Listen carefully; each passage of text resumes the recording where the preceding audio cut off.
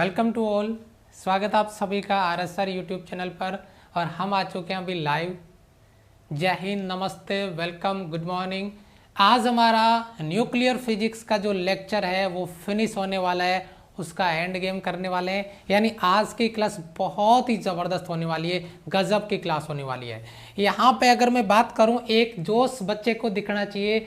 आज हमारा जो ये सिलेक्शन बैच है 21 का, इस सिलेक्शन बैच का जो लेक्चर नंबर आपको यहाँ पे दिख रहा है, इस सिलेक्शन बैच का जो लेक्चर नंबर आपको दिख रहा है वो 100 है। शतक लगा दिया हमने। तो ये शतक लगाया तो ये बात तो पता ही होगी कि जब हम कोई मुद्दा अगर छेड़ दे तो उस मुद्दे को कंटिन्यू करने के लिए किस हद तक रेगुलर हो जाएंगे, ये बात आपको भी पता चल गई होगी। तो इस खुशी में जो भी मेरी आर्मी एक बार क्लास में पहुंच चुकी है, बेटा आज तक शेयर किया या नहीं किया, और किया है तो आपको दिल से थैंक यू, धन्यवाद।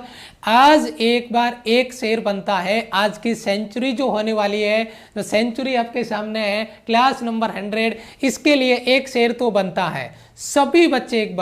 सभी बच्चे दिल से एक बार क्लास को शेयर करें। मैं क्लास का इंट्रोडक्शन लगाता हूं, दिल पे हाथ रख के क्लास को शेयर करेंगे। आज सेंचुरी होने वाली है और इसकी खुशियां मुझे कमेंट बॉक्स में प्रत्येक बच्चा इजहार करता हुआ दिखे क्लास को शेयर करने के बाद में। आज हम न्यूक्लियर फिजिक्स का पार्ट 5 करेंगे और आज इस क्लास को उड़ा देंगे बहुत बढ़िया लेवल से, बहुत अच्छे से। आज हमारा लास्ट पार्ट इसका रेडियो एक्टिविटी, जिसको हम इधर निपटाने वाले, उड़ाने वाले, फोड़ने वाले हैं। ये हमारी टीम आरएसआर जो आपके साथ लगी हुई है, बैक टू बैक फायर कर रही है। आज हमारे सर हैं, ये भी इलेक्शन में थोड़ा सा बिजी है, ठीक है, क्योंकि इनको भी इलेक्शन का बहुत बड़ा कीड़ा है। ये इलेक्शन में बिजी है आज। वैसे इलेक्शन तो संजय सर के भी यहाँ पे हैं, लेकिन ये क्लास लेने के बाद में जाएंगे। ये उतना ज़्यादा मतलब इलेक्शन में इन्वॉल्व नहीं रहते हैं, तो इनका फोकस है अभी क्लास पे। ये आज सर क्लास पे फोकस नहीं कर पाएंगे, आज इलेक्शन पे फोकस करेंगे। तो सर की क्लास आज नहीं है, मैथ्स की क्लास आज नहीं है। अच्छा, अगर कोई बच्चा मुझे अनअकैडमी पे फॉलो करना चाहता है तो बच्चा अनअकैडमी का लर्निंग ऐप डाउनलोड करे और वहां पे जाके आप जब रजिस्ट्रेशन करोगे, और आपको जरूरत क्या पड़ेगी, क्योंकि बेटा अनअकैडमी पे हम टॉप 3000 सीरीज चला रहे हैं, ठीक है। और वहां पे जब आप अनअकैडमी लर्निंग ऐप डाउनलोड करोगे तो रजिस्ट्रेशन करोगे तो वहां पे आपको कोड पूछता है, तो वहां पे आप हमारा ये कोड यूज कर सकते हैं, आरएसआर लाइव। ये कोड डालेंगे तो फिर आपके के लिए हमारी क्लास रजिस्टर हो जाएगी, वो भी फ्री में। प्लस के लिए भी यही कोड है। अगर कोई बच्चा प्लस लेना चाहता है तो बेटा ये प्रोफाइल मेरा फॉलो करने के बाद में आगे आएंगे और यहाँ पे ये कैटेगरी सेलेक्ट करेंगे, गेट सब्सक्रिप्शन पे क्लिक करेंगे, उसके बाद में 1 मंथ 3 मंथ नहीं, या तो 6 मंथ या 12 मंथ सेलेक्ट करेंगे। ये कोड यूज कर लेंगे आरएसआर लाइव, देन 10% आपको डिस्काउंट होगा। इसी प्राइस रेंज में बाकी सारे सब्जेक्ट भी आपको मिल जाएंगे। ये हमारा टेलीग्राम चैनल है जिसपे लगभग 24,500 बच्चे ऑलरेडी ज्वाइन है। क्लास की अपडेट वगैरह आपको यहाँ पे मिलती रहती है। क्लास स्टार्ट करने जा रहा हूँ बहुत बेहतरीन लेवल पे। न्यूक्लियर फिजिक्स और एंड गेम है आज का, और आज की क्लास का सबसे पहला टॉपिक है जो कि आपकी स्क्रीन पर आ चुका है। फटाफट से, बहुत बढ़िया, ठीक है। 89 वीडियो नंबर नहीं मिल रहा, हो सकता है बेटा प्लेलिस्ट में मिस हो गया हो, हम अपडेट कर देंगे। क्लास स्टार्ट होने जा रही है। सबसे पहले तो जो बच्चे जिन्होंने क्लास को शेयर कर दिया है, एक बार बता दें, जिन्होंने क्लास को शेयर कर दिया है, ठीक है। यस सर, आज शेयर किया है सर, बहुत बढ़िया बेटा, बहुत बढ़िया। प्रत्येक बच्चे को शेयर करने के लिए बोला है मैंने। अगर आपको दिल से सपोर्ट करते हो, दिल से लाइक करते हो हमारे कंटेंट को, हमारे कॉन्सेप्ट को, हमारी क्लास को दिल से सपोर्ट करते हो, तो आज ये हमारा सेंचुरी हो गया है, यानी 100 नंबर का क्लास आज है। तो ये क्लास शेयर बनता है, एक शेयर जरूर करें, ठीक है। यस सर, थैंक यू बेटा। चलो स्टार्ट करें, चलो कॉन्सेप्ट स्टार्ट करें बेटा। यस, तो सबसे पहले देखिए जो रेडियो एक्टिविटी है उसका मैं इंट्रोडक्शन आपको देता हूं, यानी उसकी शुरुआत हम करते हैं कि रेडियो एक्टिविटी क्या है। आप बैक टू बैक स्क्रीन पर भी देख सकते हैं, लेकिन मैं बेसिक आपको अपनी देसी भाषा में बताता हूं। बच्चे, देसी भाषा का मतलब है कि भैया 2 तरह के लोग हैं। एक बंदा ऐसा है जिसको कितना ही कुछ कह दो गुस्सा आता ही नहीं है, बिल्कुल मस्त होके रहता है। एक क्या होता है कि गुस्से में भरा हुआ ही रहता है। जो गुस्से में भरा हुआ रहता है वो कभी भी फूट जाए, और वो काम है आपका रेडियो एक्टिविटी। उसे हम रेडियो एक्टिविटी कहते हैं। और जो सब्सटेंस होता है उन्हें रेडियो एक्टिव सब्सटेंस कहते हैं। अब आप कहोगे सर ये कौन से पदार्थ होते हैं जो अपने आप ही फूटने लगते हैं? ये बेटा जो रेडियो एक्टिव सब्सटेंस होते हैं ना, जो बहुत बड़े भारी नाभिक होते हैं, वो अपने आप टूटते रहते हैं छोटे छोटे स्थायी नाभिकों में। टूटने का प्रोसेस मैं कल की क्लास में बता चुका हूं। कल मैंने आपको विखंडन बता दिया है। तो अपने आप फूटता है, अपने आप टूटता है, इस फिनोमिनन को कहते हैं रेडियो एक्टिविटी या रेडियो एक्टिवता। ठीक है, और जो सब्सटेंस फूटने वाला होता है उसे कहते हैं रेडियो एक्टिव सब्सटेंस। उसे क्या कहेंगे? Radio active substance. तो मेरी बात को जरा गौर से देखिएगा, यहां पे थोड़ा सा देखिएगा। ये जो पार्टिकल है आपका, जो प्लूटोनियम था 239, इसका विखंडन हुआ, टूट गया अपने आप में, ये अनस्टेबल था और इसमें से एक कोई पार्टिकल बाहर निकल गया और फिर ये अपने आप को स्थायी जो करने के लिए आगे की प्रोसेस को दोहराता है। तो सिंपल लॉजिक, सिंपल शब्दों में मैं बात बोलूं, सिंपल शब्दों में मैं डेफिनेशन क्लियर करूं, कमेंट में एग्रीमेंट चाहूंगा जो आपको अपने दिमाग में स्कैन करना है। एक ही बात बोलूंगा, ऐसे न्यूक्लियस, ऐसे नाभिक जो अपने आप विखंडित होते हैं, अपने आप टूटते हैं, रेडियो एक्टिव न्यूक्लियस कहलाते हैं, रेडियो एक्टिव नाभिक कहलाते हैं। और ये जो प्रॉपर्टी है इसे रेडियो एक्टिविटी कहते हैं, रेडियो एक्टिवता कहते हैं, रेडियो एक्टिविटी, रेडियो एक्टिवता कहते हैं जो अपने आप में विखंडित होते हैं, टूटते हैं। Definition clear? Yes sir, comment में आ गया, मजा आ गया कमेंट देख के। आगे बढ़ते हैं, जो डेफिनेशन आपको नोट करनी है वो डेफिनेशन मैंने आपको याद करवा दी है, एक बार मैं रिपीट कर देता हूं। क्या कि ऐसे अस्थायी नाभिक, बेटा अनस्टेबल न्यूक्लियस कौन से होते हैं? जो बहुत बड़े नाभिक होते हैं, भारी नाभिक होते हैं, जिनका एटॉमिक नंबर बहुत ज्यादा होता है, जिनके न्यूक्लियस में प्रोटॉन और न्यूट्रॉन बहुत ज्यादा हो जाते हैं, तो वह अनस्टेबल नाभिक अपने आप में ही स्वतः ही विखंडित होता है, टूटता रहता है। इसी फिनोमिनन को रेडियो एक्टिविटी कहते हैं। और जो नाभिक इस घटना को प्रदर्शित करते हैं, इस फिनोमिनन में भाग लेते हैं, जो विखंडित होते हैं, उन्हें रेडियो एक्टिव न्यूक्लियस कहते हैं, रेडियो एक्टिव न्यूक्लियस कहलाते हैं, रेडियो एक्टिव नाभिक कहलाते हैं। और ये जो घटना है इसे रेडियो एक्टिविटी कहते हैं। डेफिनेशन मेरे सोल्जर तक पहुंच गई है, आगे बात करते हैं। ठीक है, यस। आगे अगर अपन बात करें, मैंने एक बात लिखी है यहाँ पे, इनके जो रेडियो एक्टिव सब्सटेंस है, जो सक्रिय नाभिक है, रेडियो एक्टिव सब्सटेंस है, उनके कुछ एग्जाम्पल्स मैंने इधर डाले हैं। जैसे यूरेनियम आ गया बच्चा, देखना मोस्ट प्रोबेबली ये मान के चलिए, मोस्ट ये बोला जाता है कि 80 या 85 जो एटॉमिक नंबर है ना बच्चा, परमाणु क्रमांक 80 या 80 से ऊपर या 85 से ऊपर लगभग, ये मान लो, कुछ में 90 प्लस बोल देंगे। ठीक है, जिनका एटॉमिक नंबर है वो आपका रेडियो एक्टिव न्यूक्लियस होंगे। जैसे यूरेनियम आ गया, रेडियम आ गया, थोरियम आ गया, पोलोनियम आ गया, नेपच्यूनियम आ गया, ये सारे के सारे रेडियो एक्टिव सब्सटेंस है। जय हिंद बेटा, नमस्ते, वेलकम, जय हिंद। यूरेनियम याद करना बच्चा, रेडियम, थोरियम, पोलोनियम, नेपच्यूनियम, है ना। Uranium, radium, thorium, polonium, neptunium याद हुआ तो मैं आगे चलता हूं। और मैंने एक बात का प्रॉमिस भी आपसे किया हुआ है कि बेटा अगर आप क्लास में पूरा फोकस रखते हैं, अगर आप क्लास में बच्चा पूरा फोकस रखते हैं तो आपको सारी चीजें मैं क्लास में क्लियर करवाने का प्रयास करता हूं। मैं आराम से सारी चीजें क्लियर करता हूं, धीरे धीरे पढ़ाता हूं, सारी चीजें क्लियर होती हुई आगे बढ़ते हैं। प्रत्येक बच्चा यार, कमजोर से कमजोर बच्चा भी सीखे, और जो अपना ऑलरेडी न्यूटन बच्चा है वो तो सीख ही रहा है। सबसे ज्यादा सपोर्ट की जरूरत उस बच्चे को होती है जो यार 0 लेवल से सीख रहा है, समझ रहे हैं बात। तो इंटेलिजेंट बच्चे, उनसे मेरी रिक्वेस्ट है कि बेटा आप इतना अधीर मत हुआ करो कि सर जल्दी, सर जल्दी, ऐसे मत किया करो।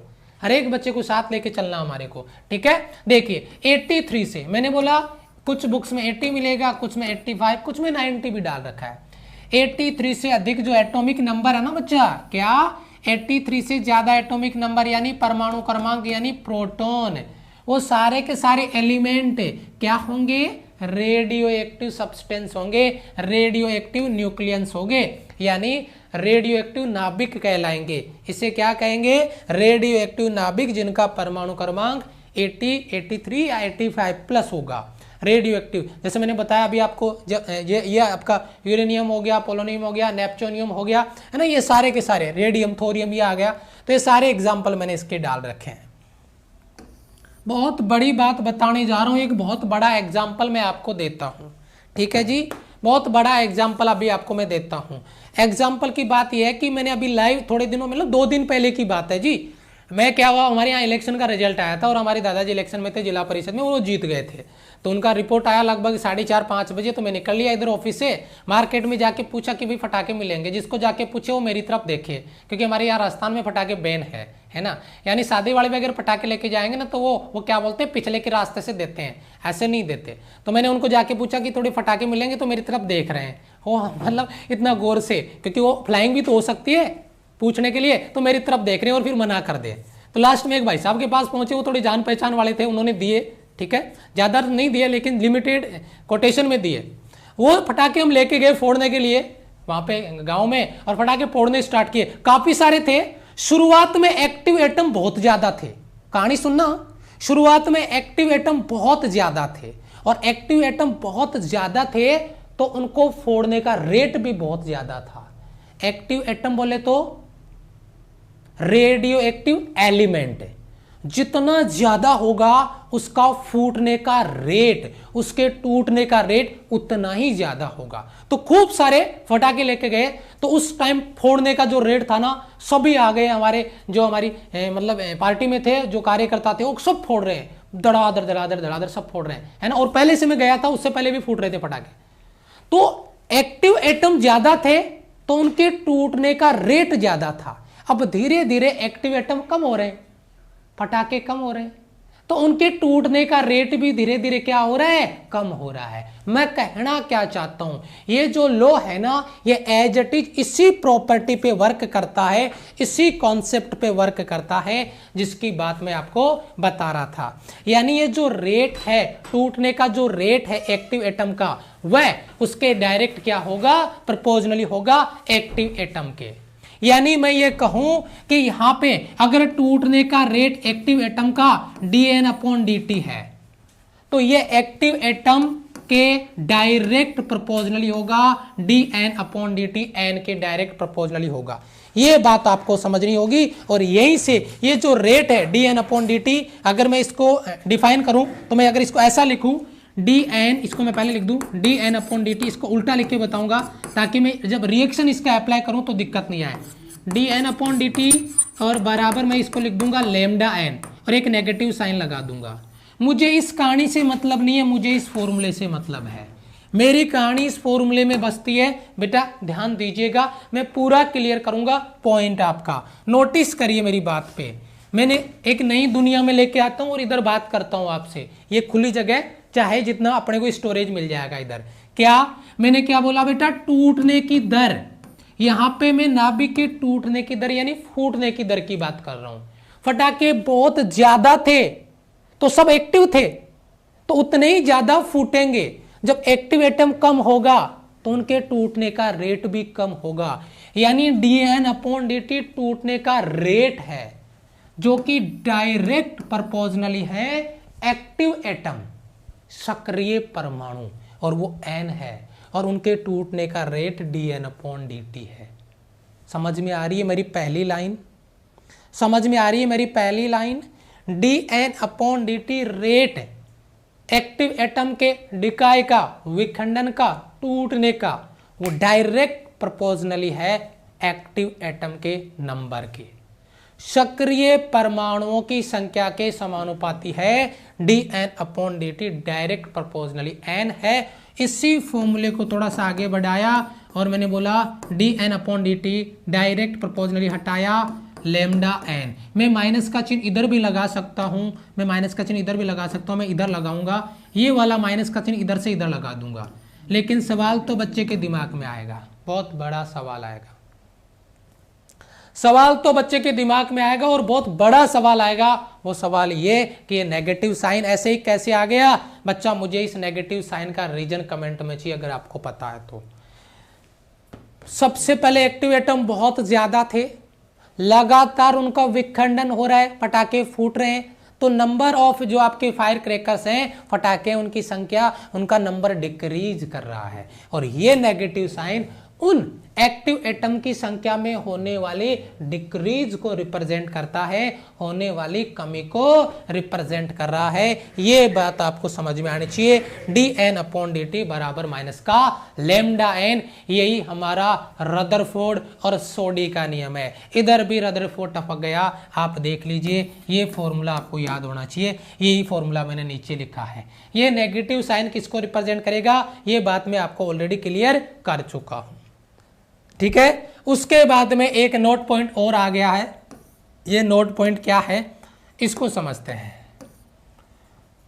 रदरफोर्ड सोडी ने जो नियम दिया उसको लेकर एक फॉर्मूला बनाया था। वैसे इसका न्यूमेरिकल आपको नहीं आता, अगर आप बोर्ड के एग्जाम में होते हो तो इसका डेरिवेशन मिलता है आपको, लेकिन फिर भी एक बार में जो अपने काम की चीज है वो फॉर्मूला लिख देता हूं फिर से, है ना।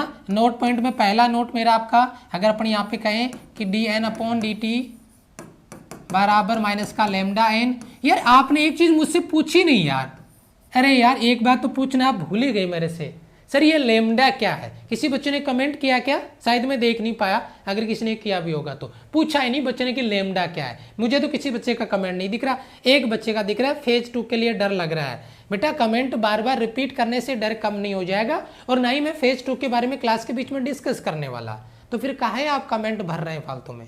अभी टीम मेंबर जो आपको देख रहे हैं, बार बार आप कमेंट रिपीट करोगे तो लपेट देंगे, फिर क्या फायदा, फिर पूरा डर ही खत्म हो जाएगा फिर आपका, है? समझदार बच्चे वो क्या ऐसी हरकतें करते हैं। dN/dt बराबर माइनस का लैम्डा n। तो बच्चा मेन मुद्दे वाली बात है, ये लैम्डा क्या है, इसे बोलते हैं बेटा क्षयांक या क्षय नियतांक, डिकाई कांस्टेंट। क्या बच्चा, डिकाई कांस्टेंट, क्षय नियतांक। क्या बोलेंगे बच्चा, लेमडा यहाँ पर आपका क्या है, डिकाई कांस्टेंट, क्षय नियतांक है। बेटा इस लेमडा का यूनिट मुझे चाहिए, लेमडा का यूनिट मुझे बताओ एक बार, लेमडा का यूनिट बताओ, इसका मात्रक बताओ मुझे फटाफट से, इसका मात्रक बताओ। बहुत बेहतरीन सवाल है, बहुत बेहतरीन सवाल है, इसका यूनिट बता दो। टॉप लेवल का जहर सवाल इधर से बना रहा हूं मैं, टॉप लेवल का जहर सवाल, जल्दी से बताइए। डिकाई कांस्टेंट बच्चे ने लिख दिया जी, हाँ आप मुझे इसका यूनिट बता दीजिए। यूनिट लेस बच्चा एक कमेंट लिख रहा है, और कोई बच्चा, ठीक है, यस सर, बहुत अच्छे बेटा। डिकाई कांस्टेंट लिख रहा है बच्चा, टी इनवर्स लिखा है बच्चे ने, वाह वाह बेटा बहुत बढ़िया। देखो बेटा dN, n क्या है बेटा, नंबर ऑफ एक्टिव एटम, ये भी एक नंबर है, संख्या है बच्चा, और ये भी एक संख्या है, तो बच क्या गया dt, तो dt ऊपर जाएगा तो t इनवर्स है, यानी मैं कहूंगा बच्चा सेकंड इनवर्स इसका यूनिट है। और अगर मैं इसकी डायमेंशन की बात करूं, अगर मैं इसकी डायमेंशन की बात करूं तो बच्चा डायमेंशन आपका t-1 आपको याद रख लेना है शॉर्ट में, आगे मुझे ज़्यादा बोलने की जरूरत नहीं है। उसके बाद में दूसरा अगर मैं नोट डालूंगा यहाँ पे, तो वो होता है बेटा रदरफोर्ड जो सोडी आपको दिया गया है उसका फाइनल रिजल्ट है। आपको याद होगा n बराबर n0 e⁻ का लैम्डा t। बच्चा इसका अपने को न्यूमेरिकल नहीं मिलता है, बस अगर कोई पूछ ले आपको कि रदरफोर्ड सोडी का व्यंजक कौन सा है, इक्वेशन कौन सा है, इसलिए लिख देता हूं। अगर आप बोर्ड की तैयारी करते हैं ना तो मैं इसको डिराइव करके देता, लेकिन अपने को यहां से इससे कोई मतलब नहीं है। अपने को जो काम है वो इस फॉर्मूले से काम मिलेगा ज्यादा, यूनिट डायमेंशन का, या फिर ये इसका जनरल फॉर्मूला है वो आपको पता होना चाहिए। ठीक है, क्लियर बेटा। मेन मुद्दे वाली बात है, n बराबर n0 e⁻ का लैम्डा t।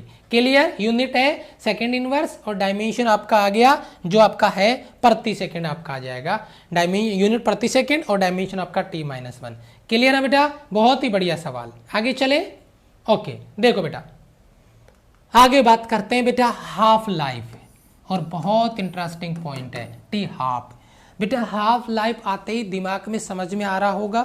हाफ लाइफ का एग्जांपल मैं अपने आप से ही दे देता हूँ। किसी पंडित ने मुझे बताया था भाई तेरा लाइफ है ना वो कितना है, यानी 56 है, और अभी वो सटीक बैठता है, यानी वो 56 बताया था उसने टोटल मेरा लाइफ, है ना। और अगर मैं कहूँ कि मेरा हाफ लाइफ है तो मैं बिल्कुल कहूँगा जी हाँ अभी अपन टी हाफ पे है, यानी अपन ये कह सकते हैं कि 28 पे, यानी अपन हाफ लाइफ पे चल रहे हैं, यानी आधा लाइफ तो हमने एंजॉय कर लिया है, अब आधा बच गया, आधा लाइफ काय का एंजॉय कर लिया है। ठीक है, देखिए ये आपका 56 28 और 56 28 मतलब ऐसा समय, एक ऐसा पीरियड, एक ऐसा समय, एक ऐसा टाइम जिसमें एक्टिव एटम आधे लपेट दिए जाए।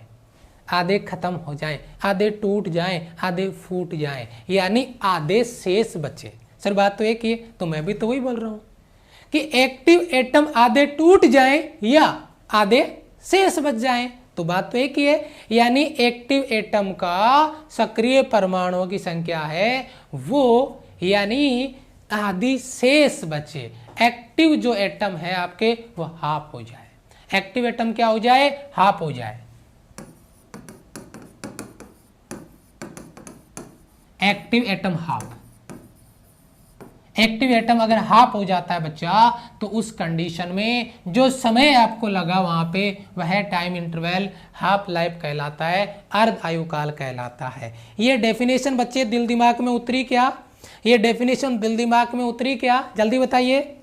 यस, ये डेफिनेशन दिल दिमाग में उतरी क्या? तो अपन कुछ इंटरेस्टिंग चीज़ों पे बात कर लें फिर, अगर ये डेफिनेशन आप तक पहुंच रही है तो। बेटा जो टाइम आपका टोटल टाइम है, मैं स्टार लगा के लिख रहा हूँ, अगर टोटल टाइम आपका टी हाफ में कन्वर्ट हो तो एक्टिव एटम क्या होगा, एन क्या होगा जी, N not upon two time T. अगर टी हाफ होता है तो active atom N not. Sir ji N not क्या है? बेटा एन नॉट है इनिशियल एक्टिव एटम, प्रारंभिक शुरुआत में, जब टी बराबर क्या था बच्चा, 0, जब टी बराबर 0 था, यानी स्टार्ट में, जब टूटना स्टार्ट भी नहीं हुए थे तो उस समय एक्टिव एटम कितने थे, एन नॉट।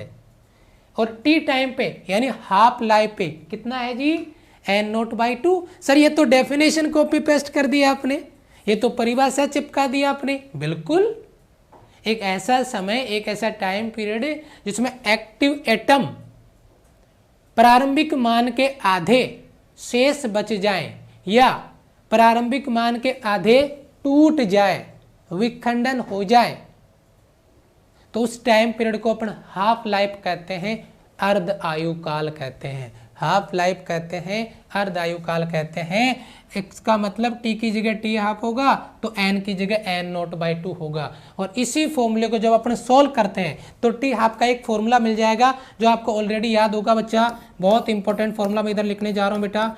टी हाफ बराबर 0.693, बहुत इंपॉर्टेंट है, अपॉन में लेमडा। बेटा बहुत सारे क्वेश्चन इधर से आपको न्यूमेरिकल एग्जाम में बनेंगे, पूछे जाएंगे, तो मेहरबानी करके बेटा एक बार इस फॉर्मूले के लिए एग्रीमेंट कर दें। याद है तो आपको टी हाफ बराबर 0.693 अपॉन लेमडा, टी हाफ बराबर 0.693 अपॉन लेमडा। क्या याद है सभी बच्चों को? जल्दी से रिप्लाई करें बेटा, बहुत अच्छे से, बहुत बढ़िया, बहुत बढ़िया, बहुत बढ़िया, शाबाश। क्लियर है बेटा यहां तक?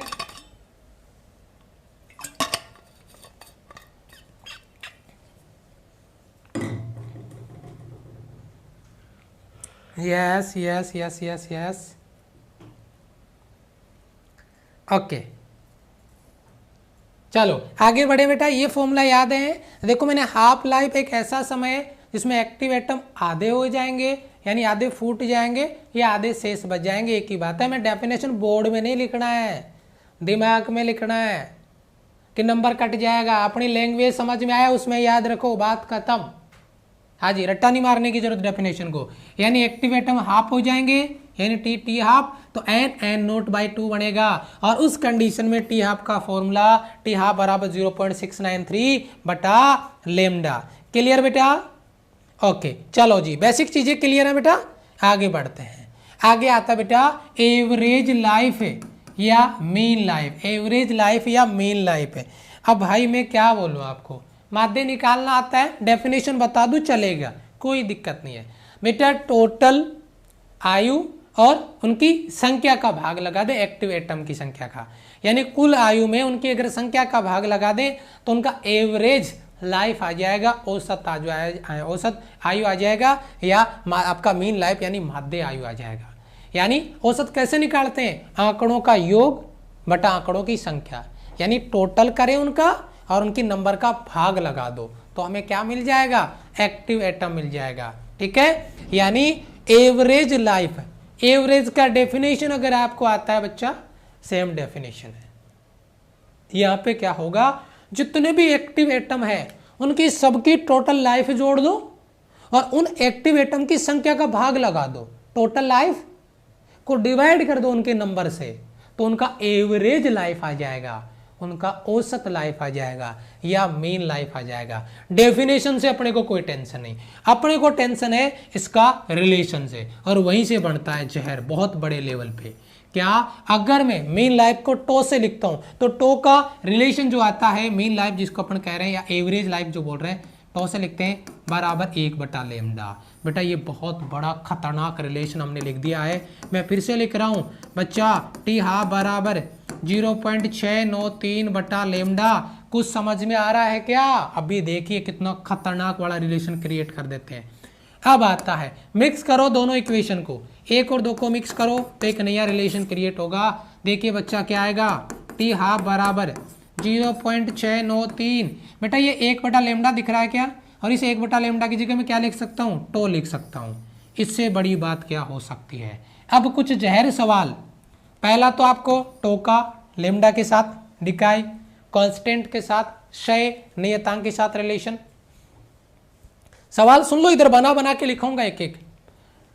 टो बराबर 1/λ या टी हाफ बराबर 0.693/λ या हाफ लाइफ। सवाल सुनो मेरा, हाफ लाइफ और एवरेज लाइफ के बीच में रिलेशन, हाफ लाइफ या एवरेज लाइफ के बीच में रिलेशन, हाफ लाइफ और एवरेज लाइफ के बीच में रिलेशन, और वो रिलेशन आपको इधर देखने को मिलेगा, टी हाफ बराबर 0.693 टी हाफ बराबर 0.693। तो मेरे हिसाब से ये रिलेशन क्लियर है।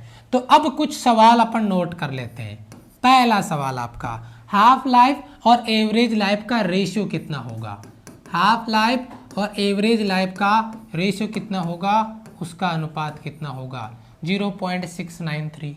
टी हाफ और टो का जो अनुपात आएगा वो 0.693 इधर आपको मिल रहा है, पहला लॉजिक। ठीक है, दूसरा, अगर अपन इसको चेंज करना चाहें, उलट के अगर चेंज करें तो बच्चा टो बराबर टी हाफ, ये तो ऐसे ही सवाल घुमा के पूछेगा, 1/093 इसको सॉल्व करेंगे और डिवाइड करने पे इसका वैल्यू आएगा लगभग 1 पॉइंट कुछ आएगा, 1.1 के आसपास। तो वो अनुपात पूछ लेता है, लेकिन इसमें टो ऊपर है टी हाफ नीचे, इसमें टी हाफ ऊपर है टो नीचे है। ये सवाल जरूर तैयार कर लें बच्चा, 1 2 3 4, और इसका तो उल्टा हो ही जाएगा। तो 4 रिलेशन बहुत अहम, चारों रिलेशन मैंने आपको आपकी स्क्रीन पे डाल दिए हैं, चारों रिलेशन मैंने आपको आपकी स्क्रीन पे डाल दिए हैं। बताओ क्लियर है? चारों रिलेशन मैंने आपको आपकी स्क्रीन पे डाल दिए हैं सर। ठीक है, यस, ओके, क्लियर यहाँ तक? आगे बढ़े बेटा। देखो याद हो रहा है, याद हो रहा है बेटा। अच्छा, इसको डिराइव नहीं किया, बच्चा पूछ रहा है कि ये कैसे आया। बच्चा हमने इसको डिराइव नहीं किया है, हम इसका डेरिवेशन नहीं कर रहे हैं टी हाफ का, हमने केवल फॉर्मूला याद रखना है, क्योंकि डिराइव करने बैठूंगा तो फिर आपकी बोर्ड वाली स्टडी हो जाएगी, और फिर आपका ये चैप्टर 5 दिन के लिए कम से कम 8 दिन में खत्म होगा, 5 दिन में नहीं। ठीक है, तो टी बराबर 1/λ ये एवरेज लाइफ है, और टी हाफ बराबर अगर अपन बात करें हाफ लाइफ है 0.693/λ। ये दोनों का रिलेशन बहुत इंपॉर्टेंट है, ये रिलेशन बहुत ज़्यादा इंपॉर्टेंट है। ये अनुपात तो आपको आ ही जाएगा, इसमें तो कोई दिक्कत नहीं है सर। ऑल क्लियर मेरी आर्मी को? All clear? आर्मी का जोश कम दिख रहा है, 466 लाइक बटन पे दिख रहे हैं मुझे, कोई बात नहीं है। अब आते हैं अपन, इसका जो डेफिनेशन आपको बताया वो डेफिनेशन तो आपने लिख लिया होगा, अगर नहीं लिखा तो आप देख सकते हैं। एक ऐसा समय जिसमें कोई रेडियो एक्टिव सब्सटेंस सक्रिय बना रहता है उसका औसत आयु कहलाता है। कि कोई रेडियो एक्टिव तत्व सक्रिय बना रहेगा, एक ऐसा टाइम इंटरवल जिसमें वो एक्टिव रहेगा, उसी के बारे में बात अपन यहाँ पे कर रहे हैं। एक बहुत अच्छा बेहतरीन सवाल है। हेलो हेलो, हाँ जी, हेलो, हाँ हाँ बात करो, बोल बेटा बोल। अरे क्या लेके आना है? मैसेज कर देना मुझे, मैं ले आऊँगा। ठीक है, हाँ हाँ हाँ सब ले आऊँगा। ठीक ठीक ठीक,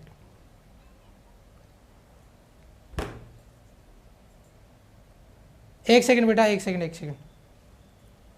हाँ अभी देखो, हाँ आगे बात कर रहे हैं। हाँ ये डेफिनेशन क्लियर है। अब आ जाओ बेटा एक्टिविटी पे यानी सक्रियता पे। भाई अब इसके बारे में तो क्या ही बोलना, एक्टिविटी के बारे में तो क्या ही बोलना, एक्टिविटी सक्रियता के बारे में तो क्या ही बोलना। आप कितना एक्टिव है सर, अरे कितना एक्टिव है, रिजल्ट आ गया नहीं हुआ पेपर क्लियर, एक बच्चा रोना रो रहा है आज तक, मैं नहीं कर पाया, मेरा तो इतना ही नंबर आया, मैं नहीं कर सकता, मेरे बस की बात नहीं है। और उसी दिन से एक बच्चे ने प्रोमिस किया अपने आप से, बताया अपने पेरेंट्स को, बताया अपने दोस्तों को, लिख लो मैं सिलेक्शन लेके रहूंगा। कितना एक्टिव है वो बच्चा जो पिछले 1 महीने से बैक टू बैक फायर कर रहा है, ये एक्टिविटी दिखाता है। और मैं उसी सक्रियता की बात कर रहा हूं। आपने एक पैकेट लिया फटाके का, बच्चा एग्जाम्पल देता हूं, एक पैकेट लिया फटाके का, है ना, मान लीजिए उसमें 8 फटाके थे, वो 8 के 8 एक्टिव है क्या है? अरे 8 में से 7 जलाएं, 7 का बढ़िया धमाका होता है। उनमें से एक ऐसा था जिसको गैस बन रही थी, गैस निकल गई करके, आता है ना ऐसे करके, वो गैस वाला पटाखा। यानी 7 एक्टिव थे, वो एक आपका डीएक्टिवेट था, वो किसी काम का नहीं था, हवा निकाल के निकल लिया पतली गली से। ठीक है, तो ये मैं क्या कह रहा हूं, एक्टिविटी का मतलब क्या है, सक्रियता का मतलब क्या है कि वह जो न्यूक्लियस जो नाभिक है वो किस लेवल पे विखंडन करने के लिए तैयार है, एक्टिव है, वही उसकी सक्रियता कहलाती है। हाँ जी, हाँ एक्टिविटी है, सक्रिय है, जितना ज्यादा सक्रिय होगा, मैं ये कहूंगा जितना ज्यादा फूटने वाला होगा वो उतना ही ज्यादा सक्रिय है। अरे सर इसका मतलब है जो 83 वाले ऊपर वाले जो न्यूक्लियस है, जो नाभिक है, जो रेडियो एक्टिव न्यूक्लियस है, जो नाभिक रेडियो एक्टिव है, वो ज्यादा एक्टिव होंगे। हाँ जी, वही सबसे ज्यादा एक्टिव है, क्योंकि उनके तो इतनी भयंकर वाली गैस बन रही है कि वो तो फूटने के लिए तैयार बैठे हैं। यानी जो न्यूक्लियस जितना ज्यादा अनस्टेबल है वो उतना ही ज्यादा एक्टिव है। सर हमारी तो डेफिनेशन आपने उल्टी कर दी, हम तो सबसे ज्यादा स्टेबल होने के लिए पढ़ाई कर रहे हैं, सिलेक्शन नहीं हुआ तब अनस्टेबल थे ना, अनस्टेबल थे सबसे ज्यादा, आप ही का सिलेक्शन नहीं हुआ, जिसका हो गया वो स्टेबल था, आप अनस्टेबल थे, अब आप स्टेबल होना चाहते हैं तो अब आप फूटना चाहते हैं, कृष्णों को फोड़ना चाहते हैं। ठीक है, यानी मेरा कहने का मतलब है सक्रियता का कि जो न्यूक्लियस जितना ज्यादा अनस्टेबल है वो फूट के एक्टिव होना चाहता है, स्टेबल होना चाहता है। तो जितना ज्यादा अनस्टेबल होगा, जितना ज्यादा अस्थायी होगा, वह न्यूक्लियस उतना ही ज्यादा एक्टिव होगा। यानी किसी तत्व, अगर मैं यहाँ पे ये कहूँ कि किसी तत्व की सक्रियता एक्टिविटी उस समय पर उसके अनस्टेबिलिटी यानी अस्थायित्व को रिप्रेजेंट करता है। जितना ज्यादा अनस्टेबल होगा वह उतना ही ज्यादा स्थायी होगा। ठीक है जी, यस सर। आगे बात करते हैं, पहला पॉइंट क्लियर एक्टिविटी का। दूसरा, किसी समय विघटन की दर को उसकी सक्रियता कहते हैं। आ गई ना बात, है आ गई ना बात। देखो किसी समय पे जो विघटन की दर है वही आपका एक्टिविटी है। इसको ऐसे लिखते हैं आर से, कुछ बुक्स में ऐसे लिखा हुआ मिलेगा, कुछ बुक्स में आपको एक्टिविटी को आर से लिखा हुआ मिलेगा। किसी समय पर विघटन की दर, क्या लिखूं बच्चा मैं इसको, अरे रेट टूटने का अभी तो बताया था रदरफोर्ड सोडी के नियम में, dN/dt रेट उसकी क्या है, सक्रियता कहलाएगी, रेडियो एक्टिविटी कहलाएगी। यानी अपन ये कह सकते हैं कि जो रेट है आपका dN/dt उसको एक्टिविटी के रूप में ऐसे लिख दूं, ए बड़ा रहेगा, सिर्फ माइनस भी लगा दो, हाँ लगा देंगे, क्या दिक्कत है। एक बहुत बड़ा रिलेशन क्रिएट कर दूं क्या, भूल गए रदरफोर्ड सोडी का नियम, चलो याद दिलाते हैं बेटा, dN/dt बराबर माइनस का लैम्डा n, याद है क्या बच्चा, है क्या नहीं। रदरफोर्ड सोडी के नियम से इधर dN/dt के अगर इधर माइनस है तो बताओ dN/dt की जगह क्या मैं लैम्डा n लिख सकता हूं। तो इस रिलेशन के बारे में आपका क्या कहना है, लैम्डा n। और फिर एक बहुत बेहतरीन रिलेशन में इधर लिख देता हूं, क्या, a direct proportionally n। Activity सक्रिय परमाणुओं की संख्या के क्या है, समानुपाती है। इससे बढ़िया जहर सवाल बेटा एक्टिविटी से नहीं आ सकता, सक्रियता से नहीं आ सकता। अगर डाउट है तो बोलिए, मैं फिर से बताता हूं। अगर डाउट है तो मुझे फिर से बताइए, मैं फिर से बताता हूं। एक्टिविटी का मतलब होता है जो भी न्यूक्लियस है वो अनस्टेबल है, वो एक्टिव है, वो टूटेगा स्टेबल होने के लिए। और इसका डेफिनेशन ये बनाया गया, जो टूटने का रेट है वही एक्टिविटी है, वही सक्रियता है। ये टूटने का रेट है तो ये एक्टिविटी है। और ये रिलेशन आपका रदरफोर्ड सोडी का पढ़ चुके आप, dn अपॉन dt बराबर लैम्डा एन। तो क्या मैं इस dn अपॉन dt की जगह लैम्डा एन पुट कर सकता हूँ? कर दिया, a बराबर लैम्डा एन, माइनस माइनस हट गया उसकी जगह। तो क्या मैं इस रिलेशन से ये रिलेशन लिख सकता हूँ? और ये रिलेशन इस थ्योरी का जान है, यानी activity number of active atom के डायरेक्ट प्रोपोर्शनल है। इससे बड़ी बात क्या हो सकती है? ठीक है, इससे बड़ी बात क्या हो सकती है? रिपीट कर दिया बेटा पूरा। यस सर, आगे चलें बेटा।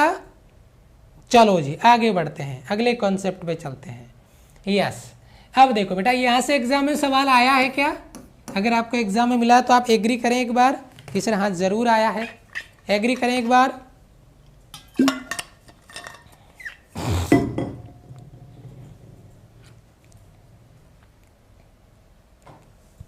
सक्रियता का मात्रक यूनिट ऑफ एक्टिविटी। अगर बेटा एक विघटन पर सेकंड होगा तो उसको एक बैकोरल बोलेंगे, बैकोरल BQ, ठीक है, BQ। एक विघटन पर सेकंड को एक बैकोरल बोलेंगे, पहला यूनिट इसका। दूसरा देखिए बच्चा, एक क्यूरी होगा तो 3.7 इंटू 10⁻10 विघटन पर सेकंड। 3.7 इंटू 10⁻10 विघटन पर सेकंड, ये दूसरा आपका।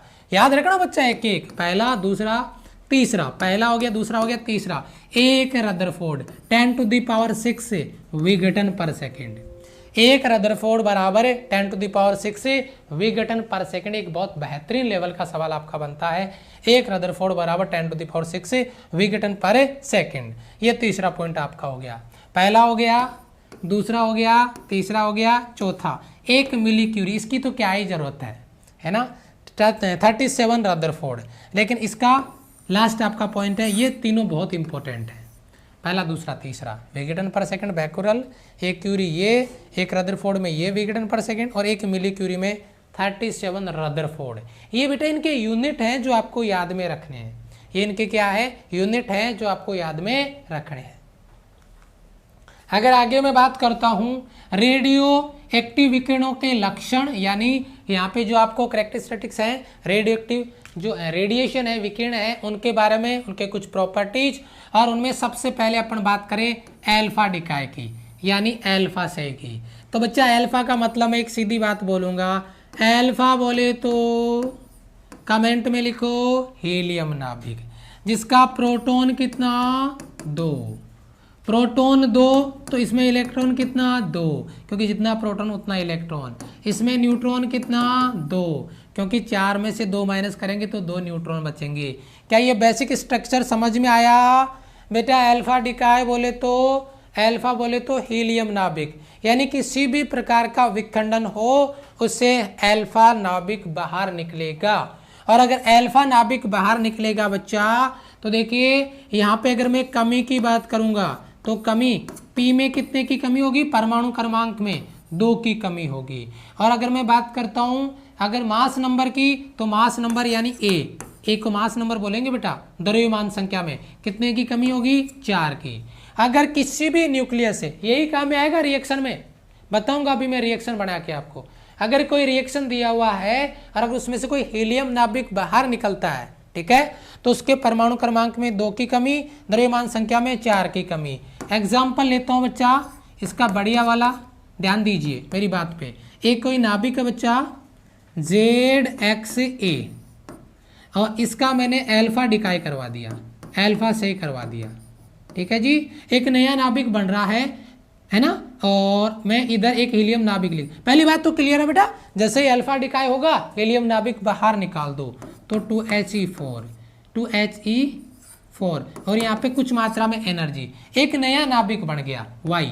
क्या मैं X लिखूं उसको? क्यों लिखूं X?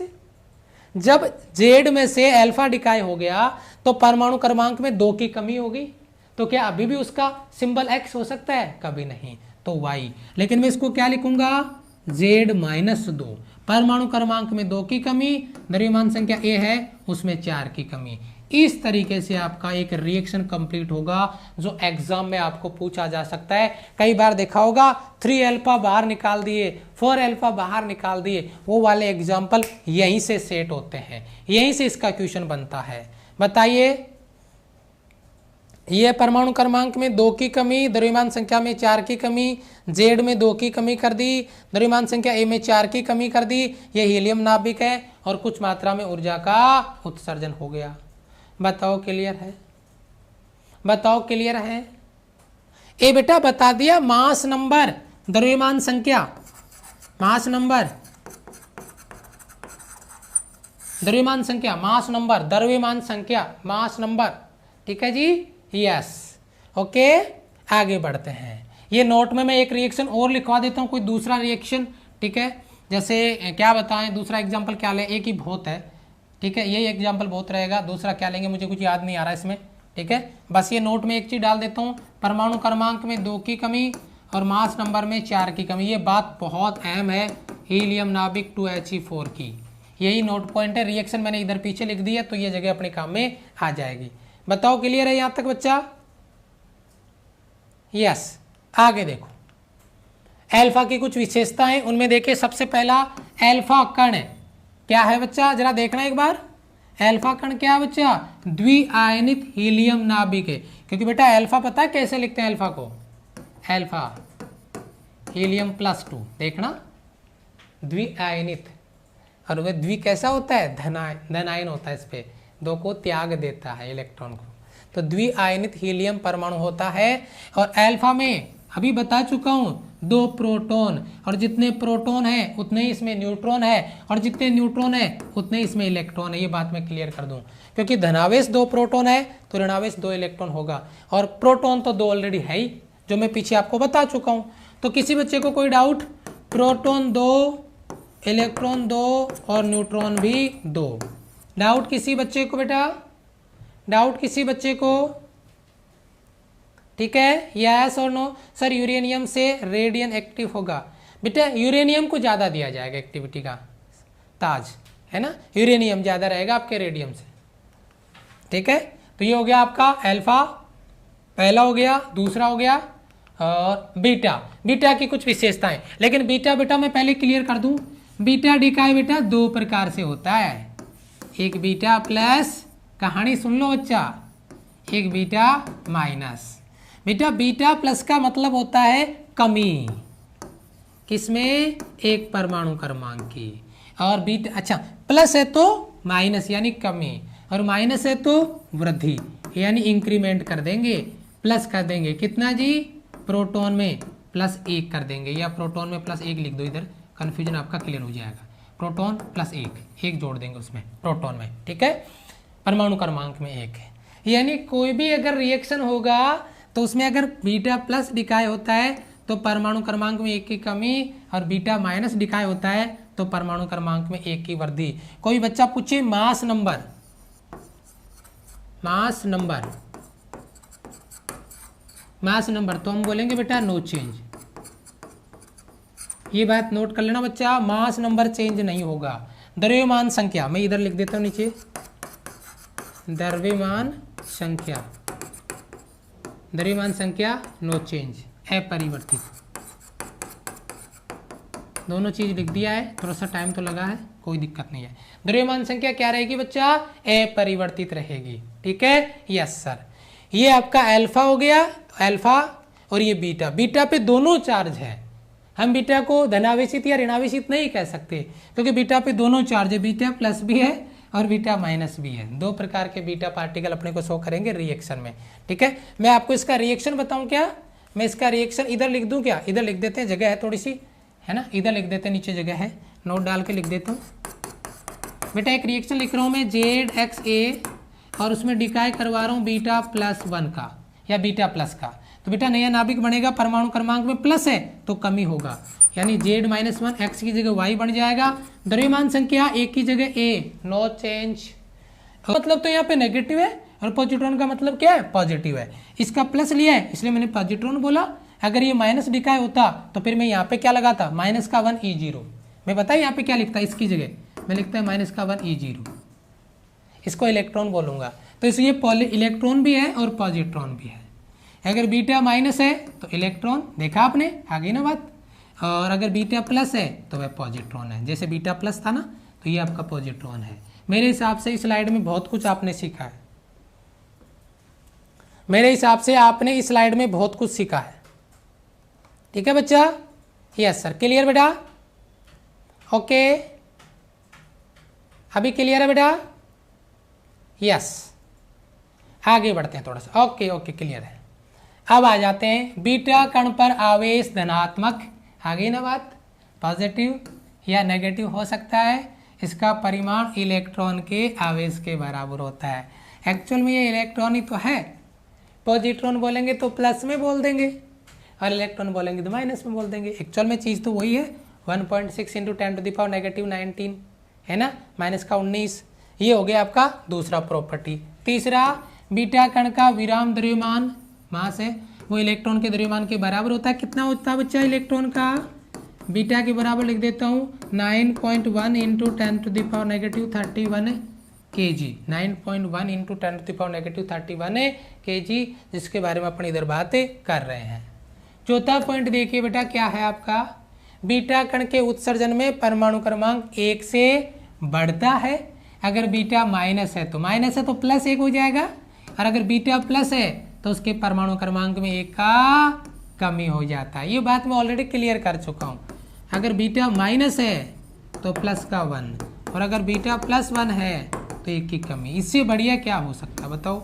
डायरेक्ट आपको याद रखना है, ये याद रखने वाली चीज़ें हैं, इन पे टाइम लगाने का कोई ज़रूरत नहीं है। बेसिक चीज़ें हैं सारी की सारी। बीटा कण उत्सर्जन में द्रव्यमान संख्या पहले ही बता चुका हूँ, नो चेंज लिख चुका हूँ मैं बीटा के लिए, नो चेंज। इधर से सारी चीज़ें थ्योरी में लिख दी है, इधर बस थ्योरी में लिख दिया, जो मैं पहले आपको पहली स्लाइड पे याद करवा चुका हूँ। अब आता है गामा। गामा किरणें लघु तरंग दैर्ध्य की, ओए होए, कुछ याद आया बच्चा? इलेक्ट्रोमैग्नेटिक वेव है। गामा बोले तो इलेक्ट्रोमैग्नेटिक वेव, विद्युत चुंबकीय तरंगे, इलेक्ट्रोमैग्नेटिक वेव है। गामा रे है वो इलेक्ट्रोमैग्नेटिक वेव है, विद्युत चुंबकीय तरंगे हैं, जिनका वेवलेंथ इधर दिया गया है आपको। ठीक है, यस, ये प्रकाश। अब भाई जब इलेक्ट्रोमैग्नेटिक वेव है तो इलेक्ट्रोमैग्नेटिक वेव का वेलोसिटी, लाइट वेलोसिटी, प्रकाश का वेग 3 × 10⁸ मीटर/सेकेंड। चौथा पॉइंट आपका, भाई जो गामा रे होती है वो ऊर्जा निकालती है, और वो ऊर्जा किसके रूप में निकलती है? फोटोन के रूप में। किसके रूप में निकलती है? फोटोन के रूप में। और इनकी ऊर्जा का मान बहुत ज्यादा होता है, एनर्जी बहुत ज्यादा होती है, ऊर्जा बहुत ही ज्यादा होती है। ठीक है, यस सर। जब नाभिक में अल्फा बीटा कणों के उत्सर्जन के समय उत्तेजित अवस्था में होता है, गामा कब होता है? गामा डिकाय कब होता है? जब अल्फा और बीटा डिकाय हुआ, अल्फा बाहर निकला, बीटा बाहर निकला, उस दौरान नाभिक बहुत ज्यादा एक्साइटेड हो जाता है, और उस नाभिक को कंट्रोल करने के लिए गामा के रूप में एनर्जी निकाली जाती है, ऊर्जा निकाली जाती है। तो ये देखिए, जब एक्साइटेड अवस्था में होता है तो उसको सामान्य नॉर्मल कंडीशन में लाने के लिए गामा किरणों के रूप में एनर्जी का एमिशंस होता है, ऊर्जा का उत्सर्जन होता है। ये बात पता होनी चाहिए। गामा कब निकलेगा? जब अल्फा बीटा डिकाय हो जाएगा, अल्फा बीटा क्षय हो जाएगा।